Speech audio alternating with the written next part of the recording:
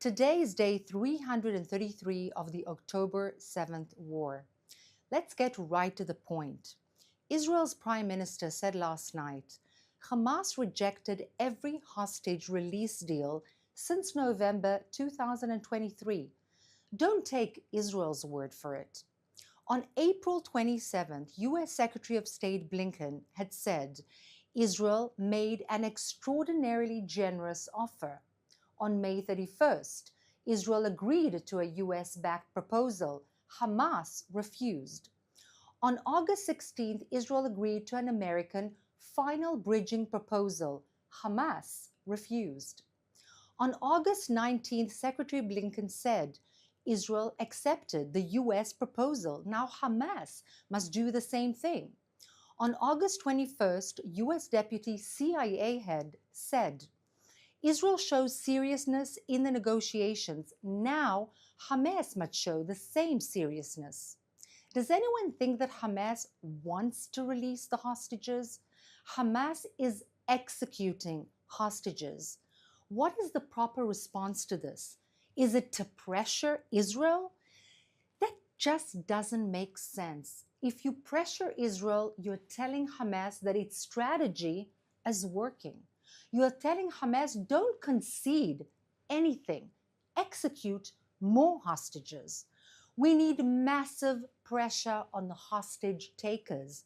We need massive pressure on Hamas and massive pressure on Hamas backers, Qatar, Turkey, Iran.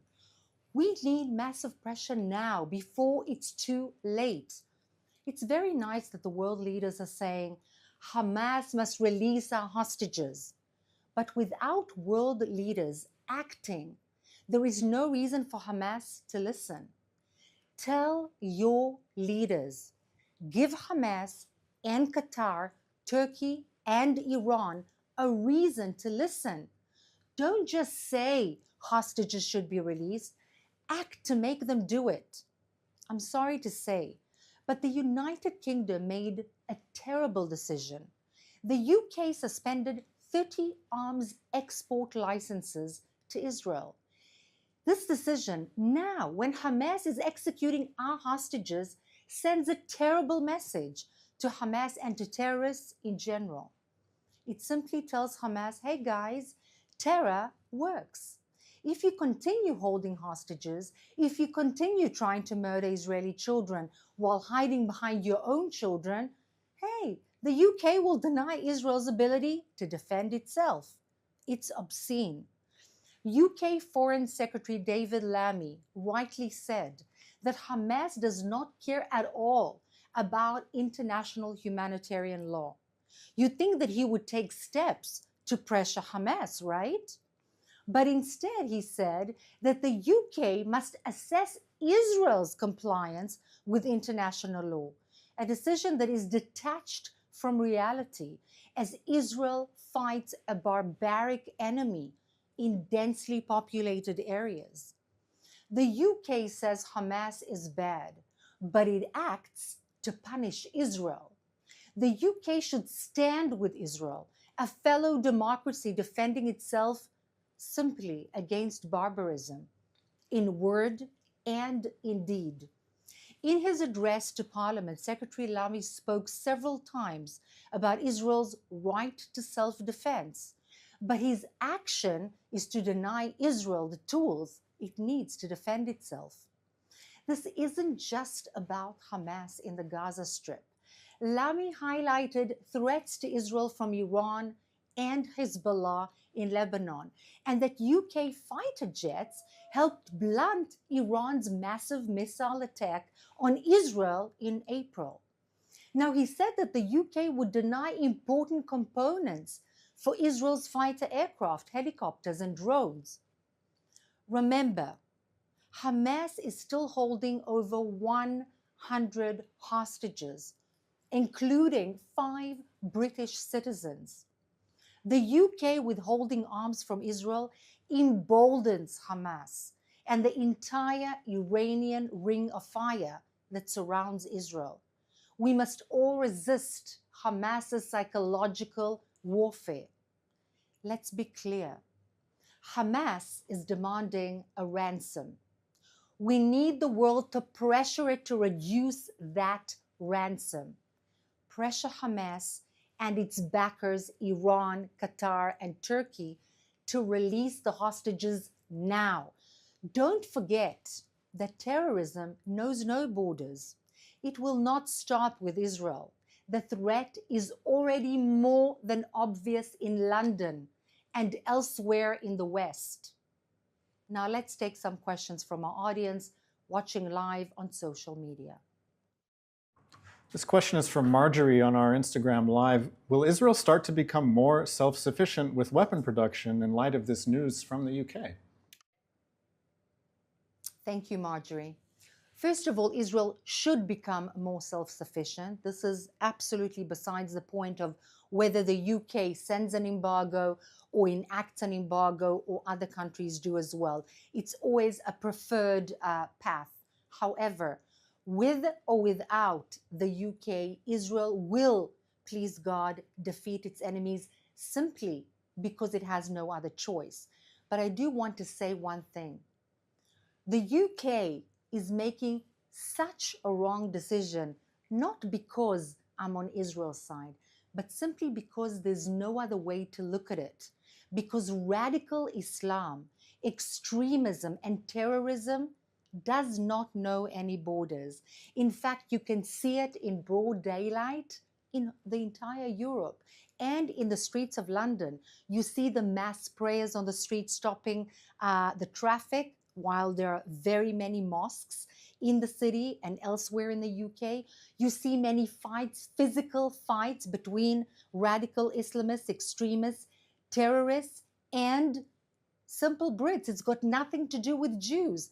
You see many people from abroad, Islamist extremists, treating their women in London, in the UK, in an improper manner, unacceptable to Western values.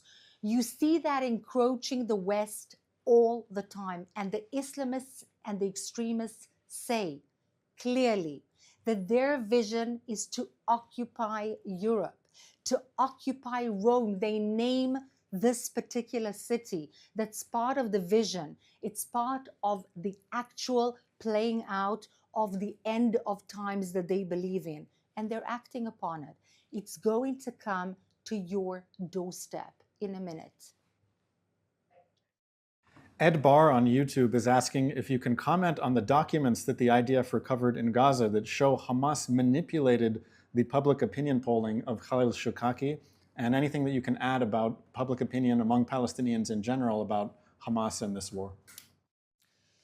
So the word Hamas and the word manipulation are, I would say, rather interestingly, synonymous. In fact, manipulation is the art of psychological warfare. This is what Hamas is best at. It learned it originally from the Soviets, the Nazis, but it perfected the art. That's what it does brilliantly. It edits videos, it sends messages trying to formulate the public opinion first and foremost within the Gaza Strip itself, of course, to manipulate the minds of the people, to indoctrinate them. You cannot speak against Hamas. This message is being heard or was being heard prior to the IDF entering the Gaza Strip, in the mosques, at the schools, everywhere one can hear. You could not have another opinion. So basically, the word is brainwashing. Now, why is it important that this particular poll was being manipulated?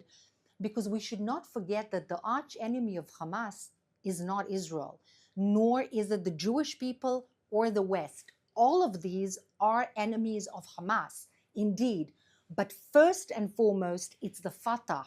It's the Palestinian Authority, which has a completely different way of looking at life and leading the Palestinian people. In fact, they're arch enemies. And this is why they try to manipulate the poll to show that there's a preference to Hamas rather than to a different Palestinian leadership in the Gaza Strip. This is a question from our YouTube Live. People have suggested that Israel should leave the Philadelphia corridor as part of a hostage deal, saying it can simply go back in afterward. How realistic is it that Israel could re-enter? Could you put this issue of the Philadelphia corridor in context for people watching from abroad? Sure. So it's a bit of a complicated issue, although at the end of the day, for me, in my humble opinion, it's black and white. Some people say that it's easy to go back afterwards. But you know, the Hamas are not completely idiotic. They would want security and promises by the international arena that Israel would not go back to the Philadelphia line. So I'm not 100% sure that saying that it can easily go back to the Philadelphia line is something that we can count on, at least not in the immediate future. Why is the Philadelphia line so important? Because it is the lifeline for the Hamas in terms of the tunnels going under the Philadelphia line, separating the Gaza part of Rafah and the Egyptian part of Rafah. And if the Egyptians allow it and turn a blind eye for a myriad of reasons, and if you want, I can go into it later, but for a myriad of reasons, turn a blind eye and allow the continuation of the smuggling without Israel being at the Philadelphia line, making sure that this doesn't happen, in 1 year, the Hamas is going to be up to its nose in weapons once again. And what is it going to do? It told us what it's going to do. It's going to do the October 7th attack, rape, massacres, murders, carnage all over again and again and again. So we need to prevent them while they still exist, and the Islamic Jihad and the other terrorist groups within the Gaza Strip from getting more weapons to kill their own people and make them miserable as they do, and of course to kill Israelis. Question from our Instagram Live. Does Israel feel hampered by the upcoming US elections?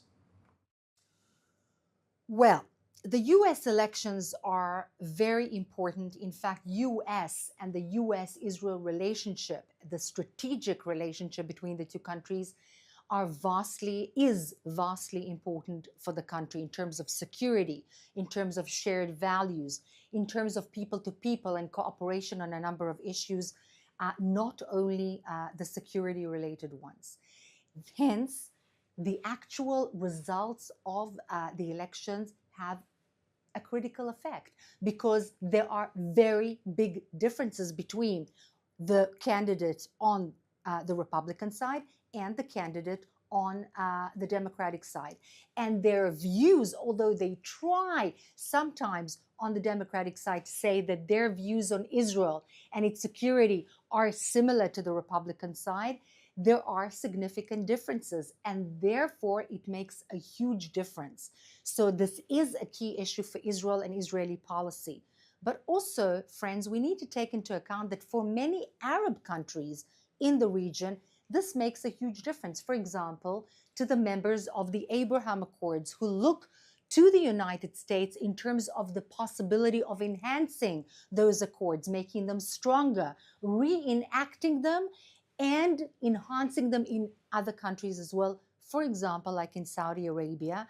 And they are very afraid of a weakened American administration because they saw what had happened in Iraq, they saw what had happened in Afghanistan, and they don't want to rely on a superpower that's going to not stand up for them security-wise, particularly with the threat of Iran upon other countries in the region. And therefore, there will be tremendous repercussions to the elections and their results on Israel, on its neighbors, and the general geostrategy and the policy regarding it in this region. Our final question today comes from Rachel on Instagram, who writes, Hamas supporters in the West have grown louder. How do we as Jews in the West protect ourselves and educate the blind followers? So first of all, I would suggest that you listen to us on the daily briefing every day, but also to educate yourselves with listening to Israeli news, to other news that you find are responsible, not those who say that Israeli civilians, hostages, were found dead simply out of the blue. Whoops, a kind of a surprise, found in the middle of the day, dead. No, they were murdered, they were executed, they were taken out by Hamas terrorists. This is the correct information. You need to look and choose. I don't want to choose for you the correct information and read as much as you can. There are lots of think tanks. There are FDD, there's Misgav, there's INSS. There are different bodies that analyze what is going on in the geostrategy of the region. And you can be active as well. You can write to your Congress people. You can get impact. People who have a lot of influence in the media, actors, people who have influence in the social media, to act upon what is right. I'm talking about those who have courage, courage to say the truth, courage to stand up perhaps against what is the most popular opinion, which is currently, for some unknown, ridiculous, obscene reason, pro-Hamas. But no, the truth will come out. It will come out and be on top, because that's what happens always. And this is what I believe you, as people who care, need to educate yourselves on, and furthermore act upon, write and talk about to people who want to listen. Thank you. Thank you for sharing this time with us, and we hope to see you tomorrow live at 3 p.m. Israel time with us again. Thank you.